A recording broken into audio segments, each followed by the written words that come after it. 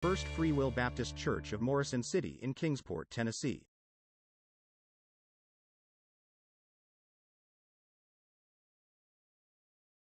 Well, good morning and welcome to First Things First. Today is Tuesday, December 12th, and we had a good start to the work week and thankful for what God's doing, what I know that He's going to do. And we've got a lot of prayers this morning, a lot of people that's sick and going through different things this morning. We want to make sure that we are praying for one another this morning, praying for different ones today, as we know that we go through this life, there's still struggles, there's still problems that we're going to have to face, and that's just part of life until we die. And then whenever we die, we're going to get to go to heaven. And heard somebody say, I believe it's yesterday or day before, that don't have a death wish, but we are definitely looking forward to that day whenever we'll not have to suffer anymore, not have to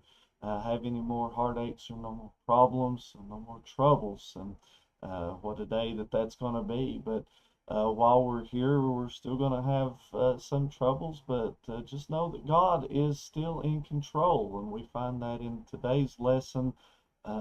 Whenever we've finally made it into the story of Joseph this morning, and we know that God was in control in Joseph's life. And we see the scripture reading today from Genesis chapter 39, and starting with verse 6.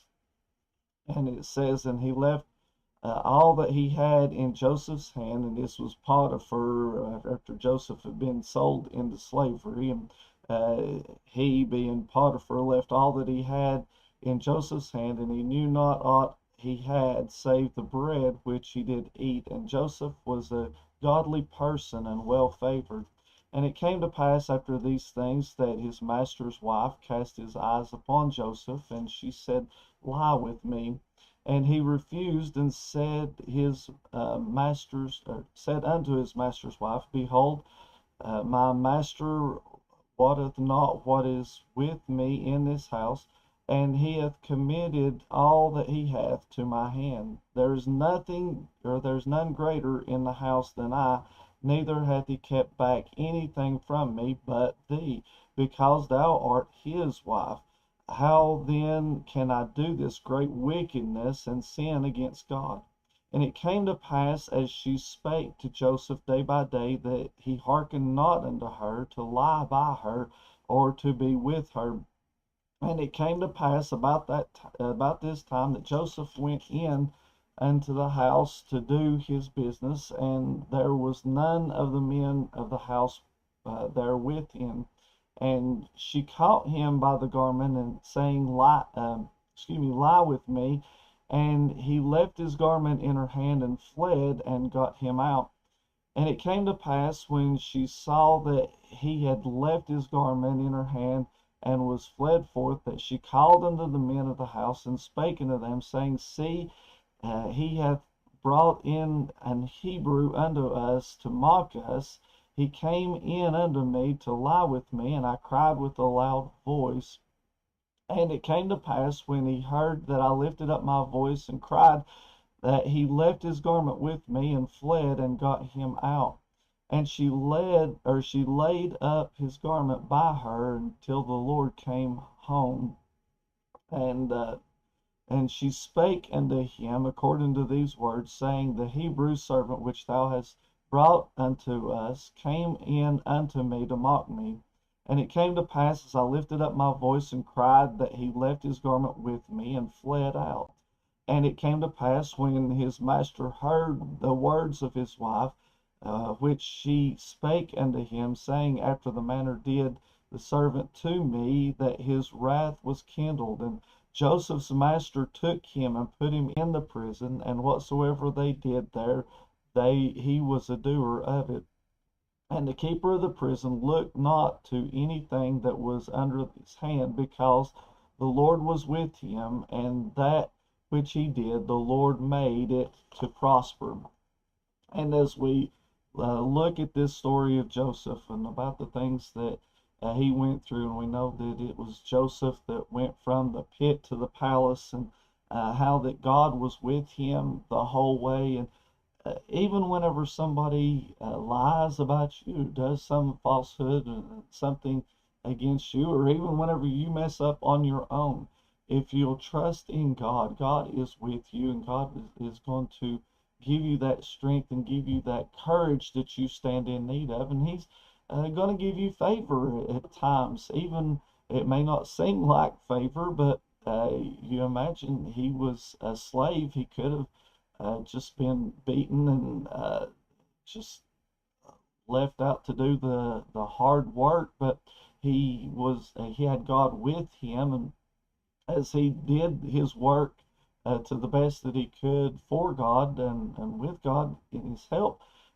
he was promoted continually. And then even whenever somebody lied about him and threatened him, Potiphar here, he could have just went ahead and killed Joseph because of what had happened, but he didn't. God's favor was still upon him, and even though that he went to the prison and stayed there in the prison, it seems like that would have been extremely harsh to deal with, and you just want to throw up your hands and say, I can't do this anymore.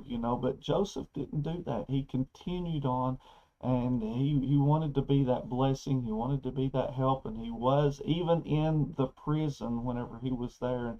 And the keeper of the prison said there in verse 23 that he didn't do anything that was outside of Joseph's hand. It was the keeper of the prison looked to Joseph for everything, because even he recognized that the Lord was with Joseph even in this. And today, no matter what you go through, no matter what problems that you have in your life, can I encourage you this morning to look to the Lord, look to Jesus for that help and for that strength.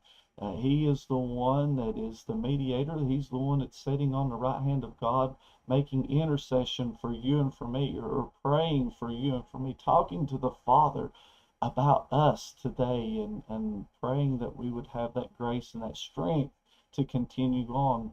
Why does he do that? Because he wants us to be with him in heaven one of these days, so we'll never, in that place where we'll never have these problems and these heartaches. There won't be anybody there to lie or steal and to cheat. There's going to be peace and joy and love forevermore, and he wants you to be a part of that. So friend, I hope that you have made that decision to be a part of that, and made your plans to go to heaven one of these days, whenever the Lord is done with us here. But until then, God is going to give you that strength and give you that courage if you just trust Him. If you have not made that decision to trust in Him, I encourage you to do that today before it's too late. Tomorrow tomorrow may never come. We don't have the promise of tomorrow. Today is the day of salvation. Today is the day that you need to trust in Him, follow His direction, follow His paths, and He will bless you. Friend, I hope that you have a blessed day today as we continue on through our work week, and hope that the Lord will guide you in His grace and His mercy. And hope that you're having a good Christmas season coming up. And I'm just praying that the Lord will give you the greatest gift that you've ever had, which is the gift of salvation. Friend, hope that you have a blessed day, and hope to see you again tomorrow morning for another edition of First Things First. May God bless you as our prayers. First Things First is a ministry of First Free Will Baptist Church of Morrison City. We are located at 211 West Carters Valley Road in Kingsport, Tennessee.